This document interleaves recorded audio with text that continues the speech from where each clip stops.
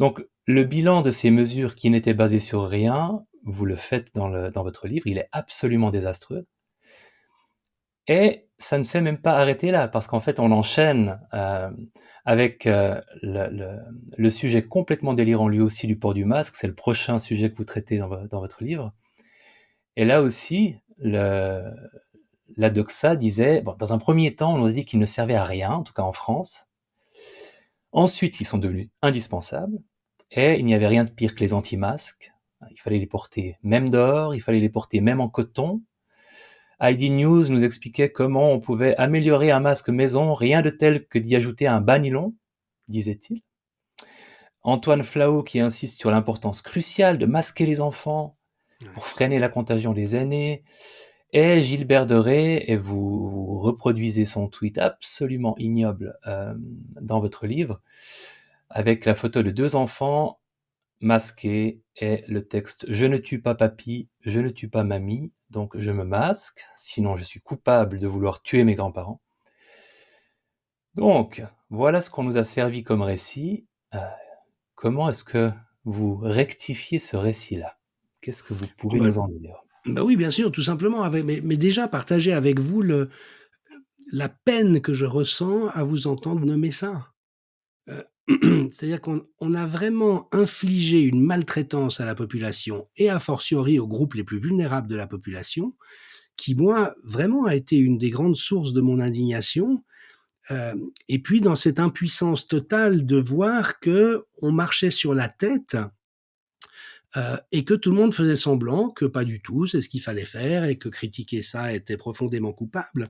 Alors, ça se rectifie très simplement, mais là encore, la vérité est tellement éclatante que ça défrise quand même, enfin peut-être pas vous et moi, mais ceux qui seraient susceptibles de l'être. Euh, C'est-à-dire que quand on observe la littérature, on voit que en réalité, même en salle d'opération, le masque chirurgical ne prévient pas la transmission des virus et des bactéries. Même en salle d'opération. En fait, le seul effet avéré que ça a en salle d'opération, et sur la base de ce constat, il y a d'ailleurs plusieurs équipes qui ont essayé de traiter, d'opérer les gens sans masque, et les patients n'ont pas été plus infectés, les soignants n'ont pas été plus infectés. Mais en fait, la seule utilité en salle d'opération, c'est la protection contre le jet de liquide physiologique. Du sang, de la lymphe, du pus. Évidemment, quand on opère un corps, il peut y avoir des jets, et là, ça protège. Mais donc, vous voyez, si on n'a pas cet élément-là, à ce moment-là, les gens entrent dans une erreur logique très naturelle et il ne faut jamais sous-estimer, d'où aussi une certaine virulence de ma part contre l'autorité, c'est qu'il y a cette soumission à l'autorité de la part des gens. Si Antoine Flahault dit qu'il faut masquer les enfants, bah, c'est son métier. Il est à la tête de l'Institut de santé globale de l'Université de Genève. Donc on va l'écouter lui plutôt que ce monsieur Michel qui s'agite comme un pauvre diable dans son coin. Donc vous voyez, pour moi, le fait de disposer d'une autorité va de pair avec une responsabilité. Et quand on piétine cette responsabilité, il faut qu'il y ait des interpellations, même un peu désagréables, qui soient portées. Et donc, à partir du moment où les gens ont cru de bonne foi que le masque, d'ailleurs, c'est pour ça qu'on le porte en chirurgie, empêche la transmission des trucs et des bactéries, ils se sont dit, bah, génial, ça va nous donner une protection. Mais ce qui était de l'ordre de la superstition, ce qui était complètement faux. Et puis alors, avec un autre volet dommageable qui est que, et souvent on a entendu ça, oui, mais vous dites que c'est pas bon de porter le masque, mais les chirurgiens le portent à journée longue, ils ont aucun problème avec ça. Mais il faut bien se rendre compte qu'il y a un setting en salle d'opération qui est fait pour. Il y a des flux de ventilation qui font qu'on ne transpire pas derrière son masque. Si le chirurgien le touche pour une raison ou pour une autre, il est changé instantanément. Il est remplacé toutes les 4 heures.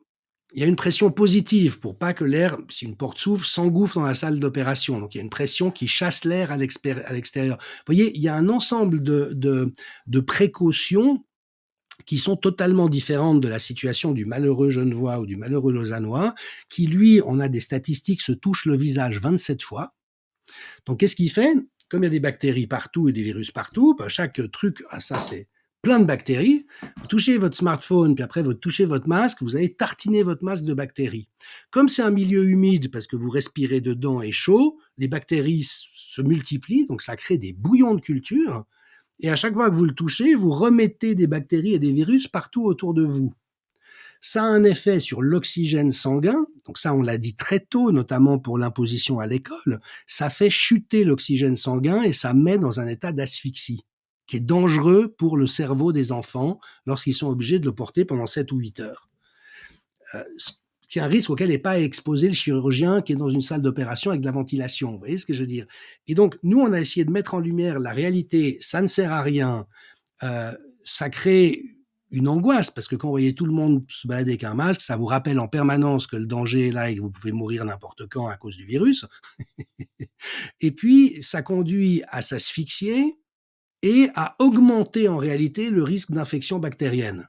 Ça, tout ce que je vous dis a été vérifié par des études. Et après, excusez mon français, non, je ne vais pas dire d'insultes, vous avez des tabarnaks de médecins de plateau qui viennent expliquer que c'est absolument nécessaire, qu'il faut masquer les enfants, que ceux qui portent pas les masques sont des obscurantistes et des dangers publics et des assassins en puissance. Et c'est juste, de nouveau, tellement faux, tellement choquant, tellement scandaleux. Euh, et là encore, en rappelant que pas un plan pandémie ne prévoyait un truc pareil. En fait, la seule utilité possible du masque, c'est si vous êtes vous malade. Parce que là, le fait que vous toussiez ou que vous crachiez ou que vous éternuiez peut par gouttelettes contaminer les autres. Alors, la règle de base quand on est malade, c'est qu'on reste chez soi. Mais si vraiment je dois aller chez mon médecin, puis que je tousse, puis que je fais quelques pas dans la rue, ça peut valoir la peine de mettre un masque. Mais pour tout le reste de la population, surtout pas. Et une étude qui vient de paraître en Norvège a montré que le fait de porter le masque aggravait le risque d'attraper le Covid. Mais c'est normal pour toute personne qui comprend pour 3 sous à la science et à la réalité sanitaire, c'est normal.